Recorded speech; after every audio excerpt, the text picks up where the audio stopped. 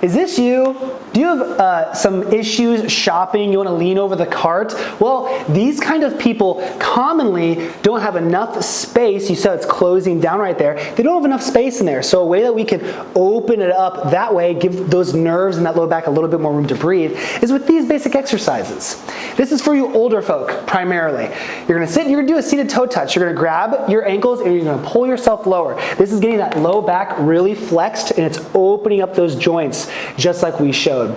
Another variation that we can do is laying flat on our back, and we just call this a knees to chest. Just grab the knees, pull the knees up, and pull it repetitively, rounding that low back. Once again, opening up those spaces, opening up that lower part of the spine, letting everything feel a little bit better and breathe. Once again, old folk, give this one a try.